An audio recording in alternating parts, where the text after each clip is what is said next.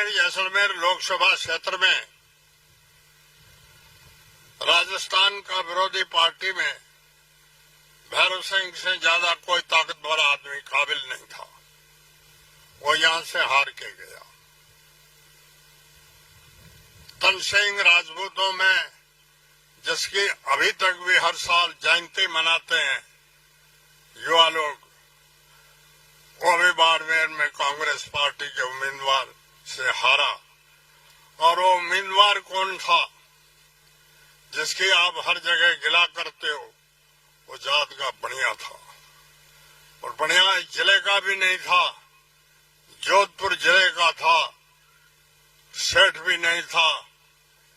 एक higher secondary school के बच्चे इंग्लिश सब्जेक्ट का प्राइवेट पढ़ाता था।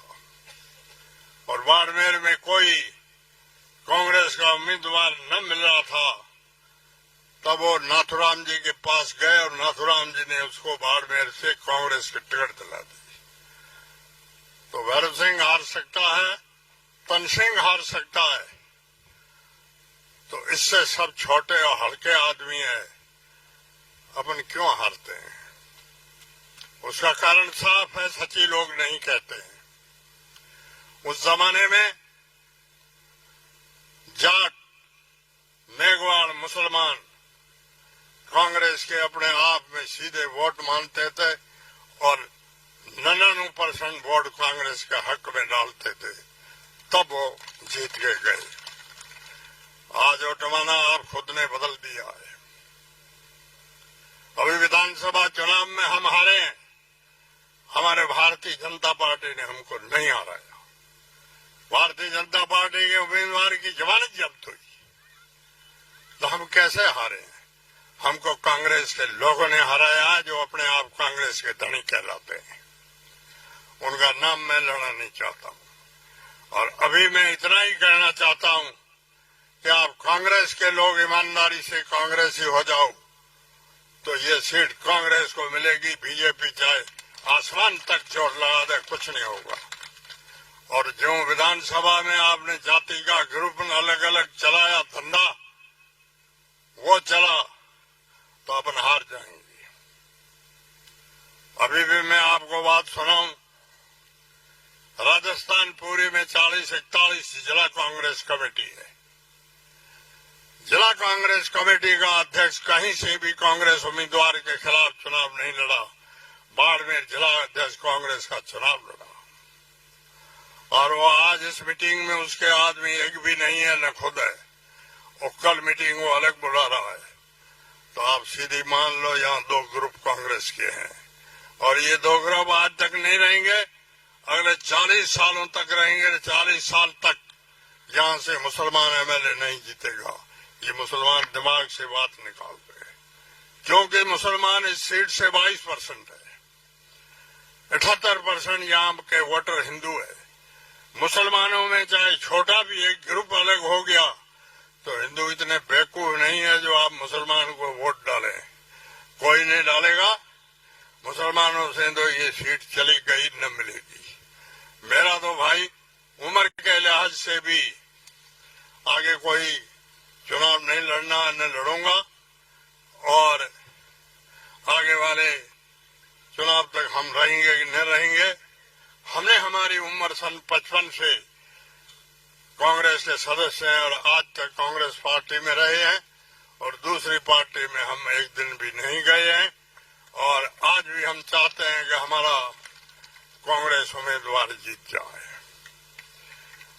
आज जो आदमी अलग पार्टी बुला रहा है, वो जाटों का आदमी है।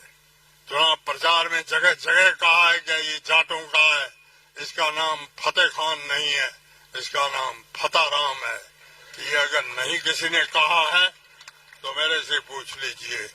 तो आपके ये फताराम 2 ग्रुप खड़ा करेगा, और शिव कॉन्स्टिट्यूंसी की हालत अच्छी नहीं रहेगी। मैं आगे आपको इतना कहना चाहता हूं, कांग्रेस पार्टी और भारतीय जनता पार्टी का मुकाबला है। निर्दलीय चाहे कोई भी जीतो चाहे हारो, आखिर बीजेपी है। और यहाँ पर भारतीय जनता पार्टी को हमेशा वोट इकसाई होकर के केवल मुसलमान नहीं देते हैं, बाकी आप सब लोग देते हो, आजमाइश के तौर पे देते हो, अदावती भी देते हो और अपने स्वार्थ के लिए भी देते हो। और आज दुखी भी सबसे ज्यादा इस जड़े में, इस देश में मुसलमान है। कांग्रेस का अभिन्न अंग ये जात है और सबसे ज्यादा दुखी ये है। मैं आप सभी से पूछना चाहता हूं, इस जिले में 21 पंचायत समिति है, 17, 21 तहसील है, एक चपड़ासी मुसलमान है क्या? तो देश आजाद को आज 80 साल हो गए हैं। जिस देश में चपड़ासी नहीं जिले में बन सकता तो उनकी क्या औकात है? ये तो मुसलमानों की औकात रही है और अब धीरे धीरे थोड़े थोड़े मुसलमानों में पड़े हैं। इसलिए मुसलमान भी विचार करते हैं कि अपना वोट ये खालसा का मानते हैं कि मुसलमानों के लिए कोई दूसरा रास्ता नहीं है, ये जाएंगे कहाँ? और ये तो वोट कांग्रेस को ही देंगे। यार काम हुआ चाहे न हुआ परवाह मत करो, दूसरा न राजी करने की कोशिश करो।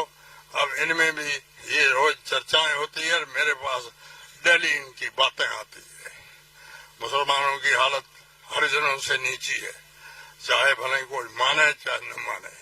मैं सभी आपसे चाहता हूं, डेमोक्रेसी का अर्थ ही है सबको बराबर रखो, बराबरी में जाति के हिसाब से रखो। हम भी यहाँ 16% है और शेड्यूल कास्ट भी 16% है। शेड्यूल कास्ट के यहाँ 5-8 हजार सरकारी कर्मचारी है, हमारे यहाँ 200-100 भी नहीं है।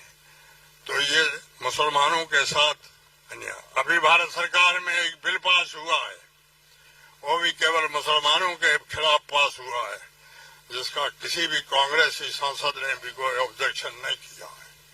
इसलिए हम कांग्रेस में भी नाराज हैं। उन्होंने ये बिल पास किया है कि अफगानिस्तान, बांग्लादेश और पाकिस्तान से कोई मुसलमान इस देश की धरती पे आएगा उसको नागरिकता नहीं मिलेगी,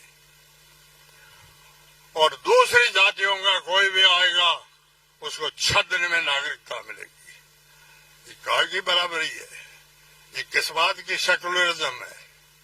हाँ, ये तय कर लो दूसरे देशों से मुसलमानों की आबादी आकर के यहाँ ज्यादा नहीं बस जाए, तो उसके लिए इतना तो करो कि हिंदुस्तान का मर्द है और उसकी औरत अगर पाकिस्तान से लाई गई है तो उसकी नागरिकता के लिए रुकावट मत करो।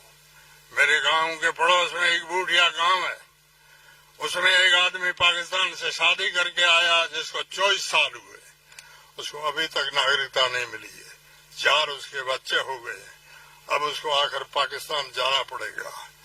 कोई आदमी विचार नहीं करता है। तो मुसलमान जी में अपने आप किसी पर सुखी नहीं है, दुखी है। और मैं आप लोगों से इतना ही चाहूंगा,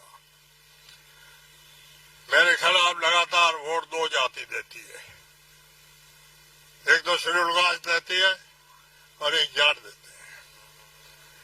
मैंने 25 साल यहाँ राजस्थान की विधानसभा में निकाला है, इन दोनों जाति का एक भी आदमी बता दे कि मैंने किसी मामले में इनसे 5 रुपया लिया है। एक भी आदमी कोई बता दे कि मैंने इनके किसी गांव में विकास की कोई इकाई होने नहीं दी, रुका दी है।